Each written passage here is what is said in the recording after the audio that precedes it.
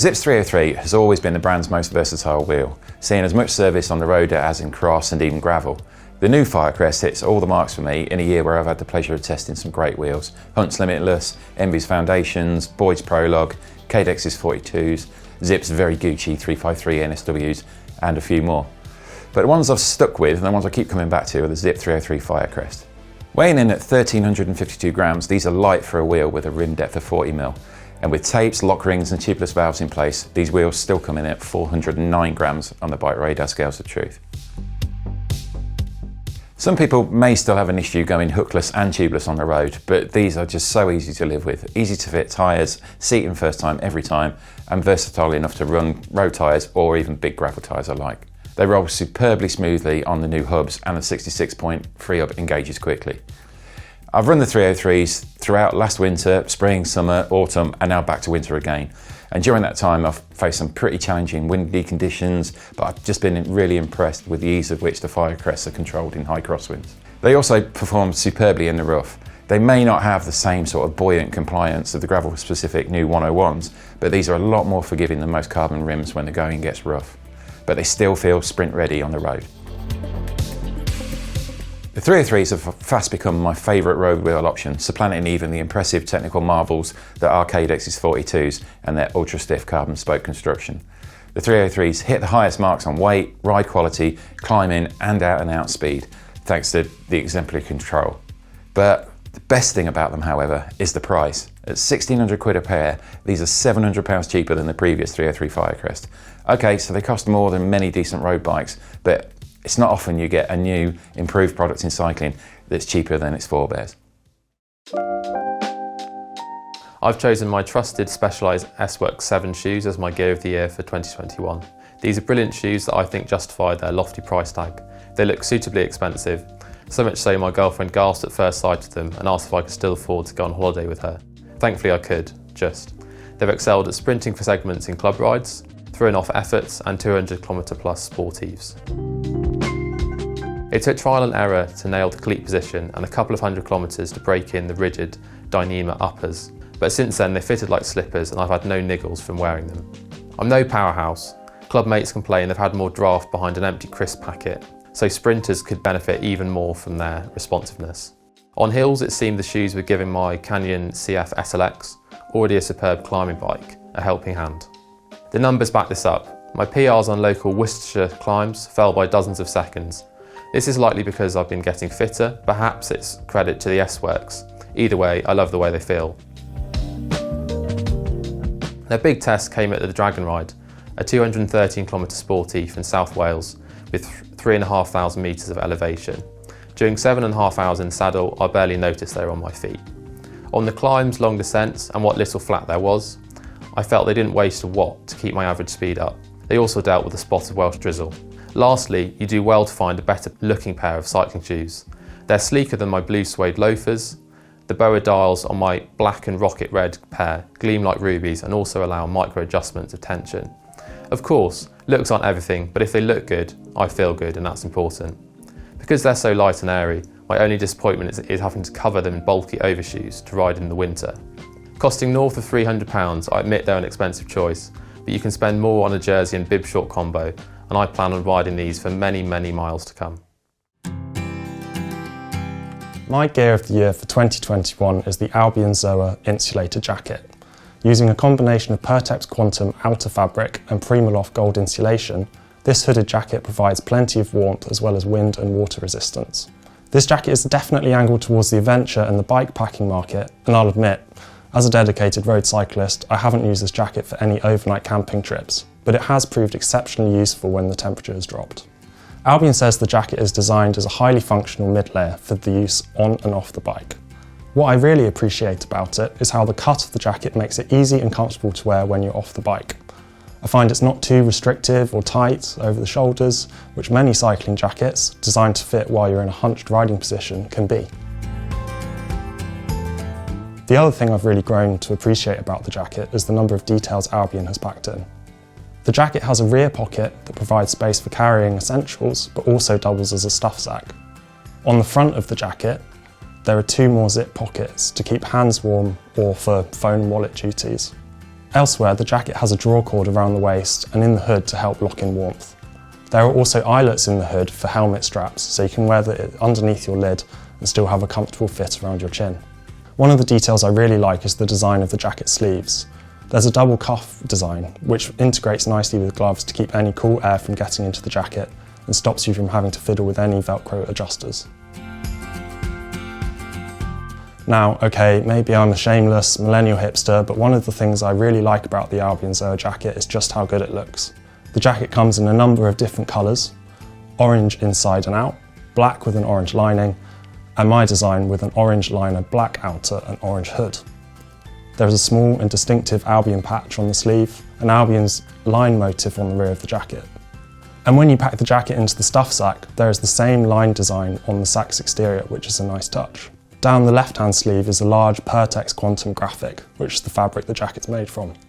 While this might not be to everyone's taste, I have to say I quite like it.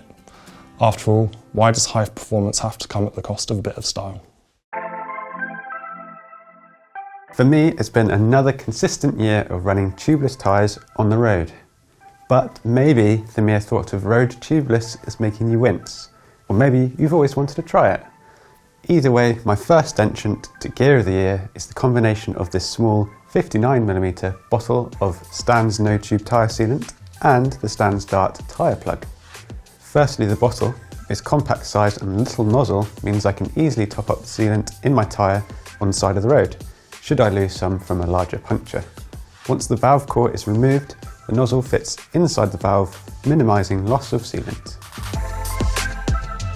Secondly, the Dart tyre plug is a very clever way to plug a hole which the sealant can't quite plug on its own.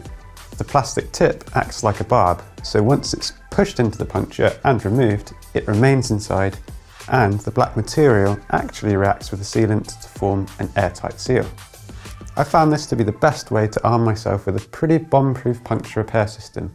Sure, a single lightweight inner tube could be slightly smaller and lighter, but I find this combination has several advantages. Now, I'm not actually sure how many punctures I've had this year, because many of them go completely unnoticed as sealant quietly does its job.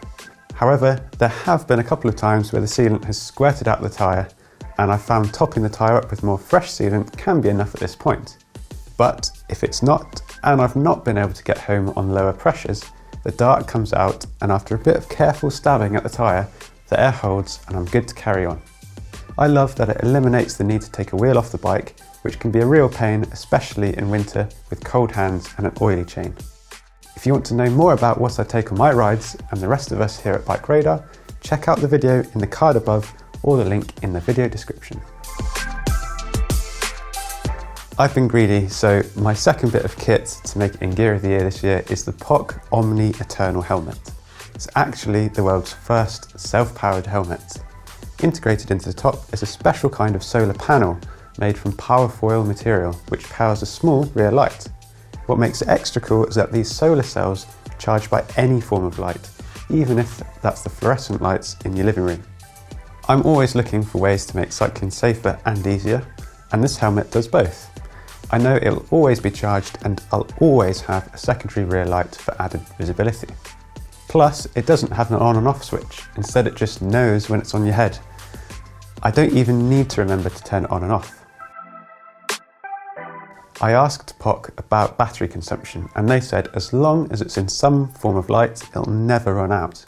Okay, I'll admit that's a pretty bold claim, as even the light from the stars in our universe are finite. But you get the idea. If you're planning a long night ride where there won't be any extra light sources for some time, it will last 10 hours. Once morning arrives though, it will start recharging as you go. The helmet itself is really neat and I find it exceptionally comfortable for my head shape. There are multiple vents to keep you cool and it doesn't look too much like a giant mushroom atop your head. Unlike my hair today. My Gear of the Year for 2021 is the Prime 343 carbon rear disc wheel and the Black Edition 85 carbon front wheel. While I didn't get to do as much racing as I'd hoped to this season, the handful of time trials that I did with this wheel set were more than enough to thoroughly impress me. The Prime 343 carbon rear disc wheel, for example, is an absolute bargain. Disc wheels are typically very expensive, especially considering they're a race day only wheel. But at an RRP of £699, this is easily one of the most accessible options on the market. It has an 18.7mm internal rim width with a 25mm external width, optimised for 25mm tyres, and weighs 1.23 kilos. The non-drive side profile is also slightly lenticular to help improve aerodynamic performance. In use, it performs just like any other disc wheel. Once you get it rolling, it makes the bike feel incredibly fast, and the weight just isn't a concern for a pure time trial wheel set like this.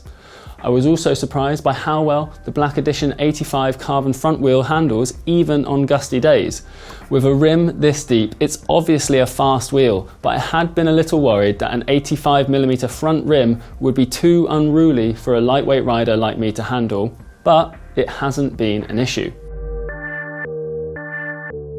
At an RRP of £499, this wheel is also incredibly cheap, yet feels like it should cost far more than it does. The 85mm deep rim has a 19mm internal width and a 27.5mm external width, optimised for 25mm tyres. The wheel is built using DT Swiss aero spokes around the prime Black Edition RO10 hub with 699 steel bearings. With tubeless rim tape installed, the wheel weighs 800 grams.